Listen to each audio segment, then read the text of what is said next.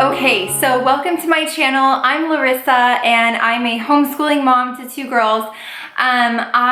We eat a plant-based diet and I love sharing our daily life with you, whether it's books we're reading, foods we're eating, tips on parenting if I'm doing well at it at that moment, and lots of different food stuff. So today I am talking about something that so many of you guys have asked. And that is how to get your kids to eat healthy foods. Now, I don't really like hiding food. I feel like smoothies are great, they're yummy, but I don't really want to hide the food to make my kids eat it. I want them to know that these foods are nutritious and good for us and good for our bodies. So I want her to be able to eat them willingly. Now, both my kids really love vegetables, fruits. They eat all kinds of foods, and I would say I'm 2 for 2 when it comes to raising healthy eaters. Now, I want to just take a moment before we start the video and talk about like healthy versus non-healthy, good versus bad. Intuitive eating is something that I'm really trying to ingrain into my own children. I did not have a really good experience with intuitive eating growing up. I just think many of us didn't growing up in the 90s. But I really try to avoid things like eat all your food on your plate, or you can have a cookie after you eat your dinner. And I'll get more into that on like my tips and stuff, but truly, I try to not teach my children good versus bad food. So when I say raising healthy eaters, I just mean like getting them to try all kinds of different foods. So just with that little disclaimer, let's get started. So food, I just love talking about food with kids because you're not gonna like this, but it really does start in the beginning. And if you already have kids, these tips that I'm gonna share with you today will help too.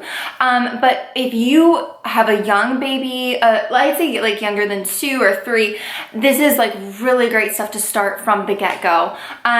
Some of the first foods you wanna introduce are like bitter tasting foods like broccoli or Brussels sprouts, or things that are very just kind of known as things that people don't like.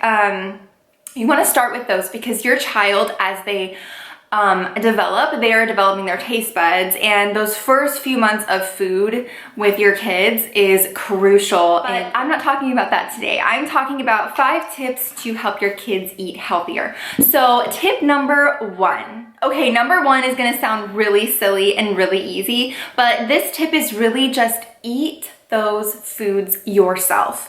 If you want your children to eat veggie bowls every Monday, you guys, you have to eat veggie bowls every Monday too. So you really wanna make sure that you are being an example to your kids.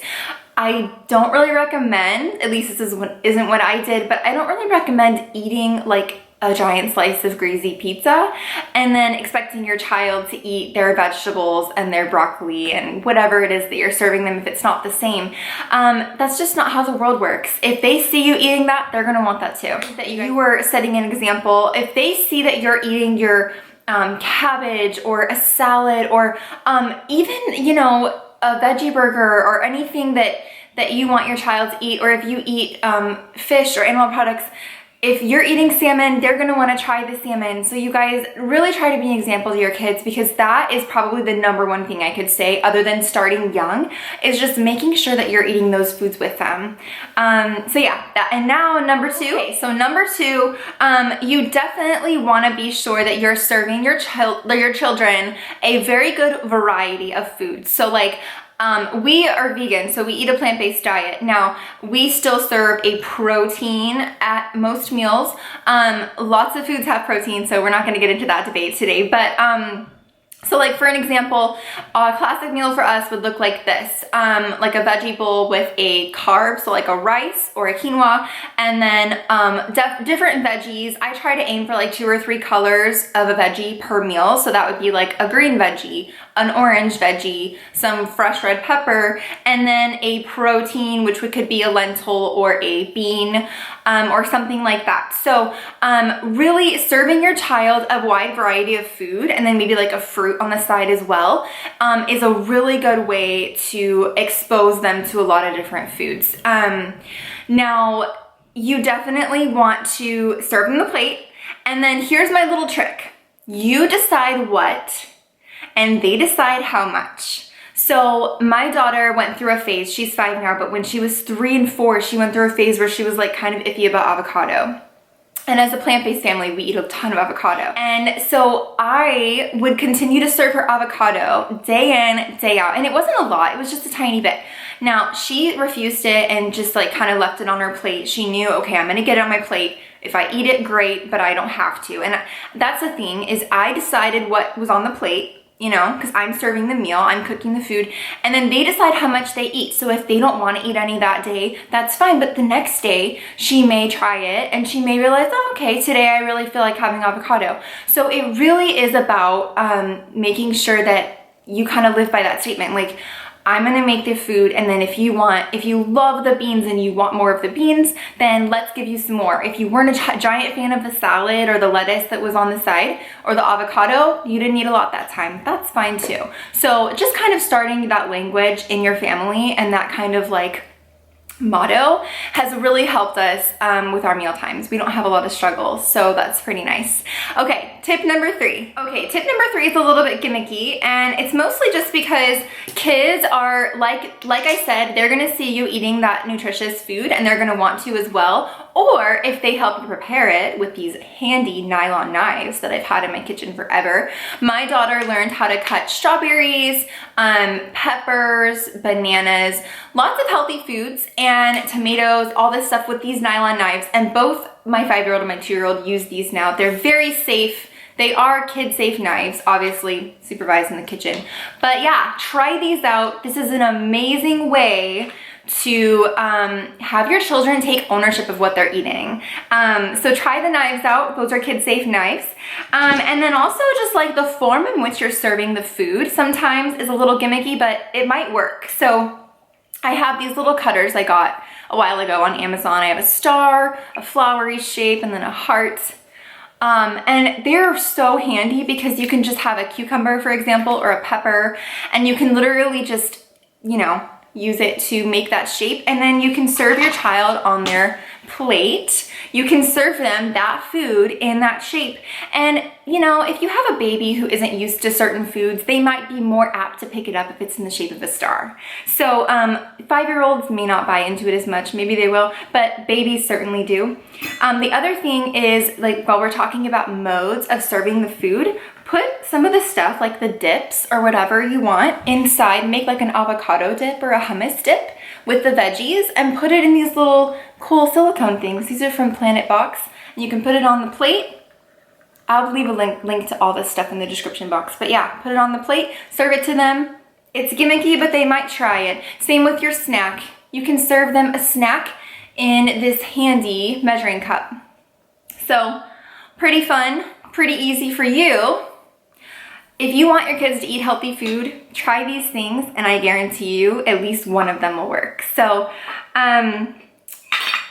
okay. Tip number 4. So tip number 4 is my own personal tactic. Now, if you have a child who, you know, is seeing a pediatrician for like weight, being underweight or stuff like that, then don't follow this. I want you to understand that I'm not a doctor, I'm just a parent.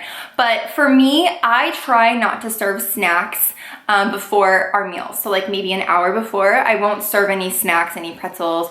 The exception, however, is a veggie tray. Now, sometimes I will put out a veggie tray of cucumbers, bell peppers, carrots, all of it raw, all of it sitting out as I cook dinner because they usually are really hungry. So I used to say like, don't serve snacks before dinner, and I still live by that to a certain extent, but there are some foods like veggie trays, for example, that are really great snacks, because who can get upset if your kid fills up on veggies before your mealtime, right? Tip number 5 is that you want to avoid those common parenting pitfalls of saying, okay, one more bite and then you can have your smoothie or your banana ice cream or your cookies, 3 more bites of this and then you can, because if you're using food as a reward or using food as the good versus the bad, the bad food being, okay, get through your broccoli, and then you can have this cookie being the good food.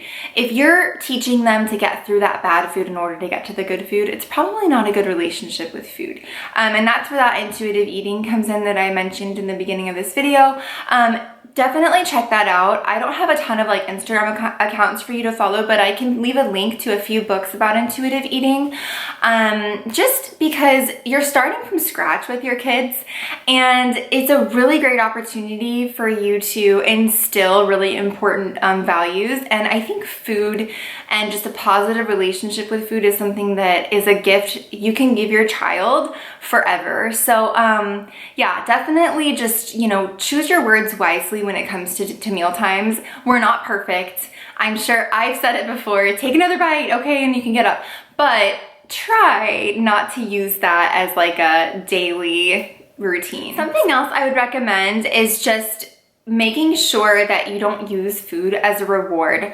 And this isn't part of my like tips or anything, but you guys, it is so important that your children have a healthy relationship with food. So I would definitely avoid having like a candy jar if you do your chores.